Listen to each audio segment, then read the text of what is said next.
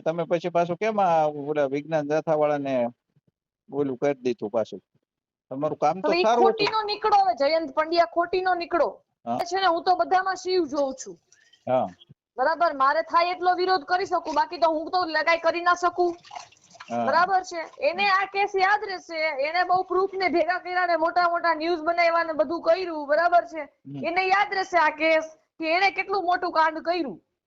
કારણ કે એને ફળ તો ભોગવવું પડશે ને. આમાં શું છે, આમાં બીજું કઈ નથી. બરાબર છે. ઇતિહાસ જયારે લખાતો હોય ને, બરાબર છે, ત્યારે મહાન માણસો ઉપર જતા હોય તો આ બધા ટાટિયા ખેંચવા. જો હું તો એક પોલિટિશિયન છું, બરાબર, નેગેટિવ પબ્લિસિટી નો મને તો ફાયદો જ થવાનો છે.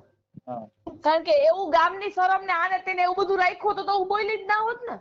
એને શું કીધું કે આગળ અટકાયતના પગલા લઈ. મેં કીધું ટૂંકું કરો, બરાબર છે, તો એ કબૂલાતનામું લખી દો. તો મેં એમાં લખ્યું છે કે મારો સ્વ અનુભવ છે. મેં એમ નથી લખ્યું કે કઈ નથી ખોટું છે એમ. પણ એને ઈ નો બતાવ્યું. બરાબર છે. એને એની રીતે ન્યૂઝ બનાવી નાખ્યા. તો કઈ વાંધો નહીં. જો બધી વસ્તુ પ્રૂફમાં તો છે.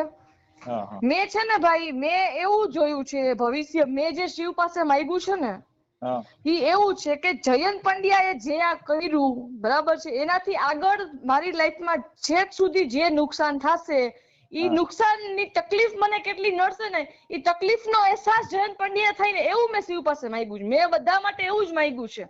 મારે શિવ પાસેથી કઈ જોતું જ નથી. મેં શિવ પાસે બધી વસ્તુમાં એવું જ માંગ્યું છે કે હું આ પૃથ્વી ઉપર ખાલી મારું જીવન જીવવા આવી હતી. મને જે લોકો જીવવા નથી દેતા, બરાબર છે, ઈ લોકોને એના કર્મનું એવું જ ફળ આપજે કે હું એની જિંદગી એવી રીતે બરબાદ કરું તો એને કેવું થાય અને એની શું હાલત થાય. તો તમે સમજો, જયંત પંડ્યા એની કેરિયરની પીક ઉપર હતા અને હું એ મારી પોલિટિકલ કેરિયરની પીક ઉપર છું. બરાબર છે. અને જો ઈ બ્રાહ્મણ છે અને બ્રહ્મતેજ તો ટકરાય સામ સામું, પણ એને શું કરવાની જરૂર હતી? એને પેલા 5 મિનિટ મારી સાથે ફોન પર વાત કરી લેવાય કે ભાઈ મમતાબેન તમે બ્રાહ્મણ છો, હું એ બ્રાહ્મણ છું, આવી મેટર મારી સામે આવી છે, શું છે? એને જો પેલા વાત, એને મારી વાત તો 2 મિનિટ માટે સાંભળી જ નહીં. બરાબર. હવે એને જેનો એટીટ્યુડ હોય, બરાબર, એનું કામ કરવાની રીત કે સીધું કોઈ ઉપર હાવી થઈ જવાનું, તો એને એ રીતે કર્યું. 2 મિનિટ માટે મારી વાત સાંભળી નહીં. બરાબર છે. મેં કીધું ટૂંકું કર્યું કે કબૂલાતનામું લખી દે. મેં લખી દીધું. મેં એને પૂછ્યું કે ન્યૂઝમાં આપશો? તો મને કે પત્રકારને તમે કીધું. મેં કીધું બોલાવો પણ મારું પોઝિટિવ લ્યો તો. મેં કીધું તમે ખાલી નેગેટિવ જ કરો તો કઈ જરૂર નથી. છતાં એ કે ન્યૂઝમાં નહીં આપી, અમારા માટે છે. ફોટા પાડ્યા, વિડીયો કર્યો, બધું કર્યું અને પછી ન્યૂઝમાં આપી દીધું.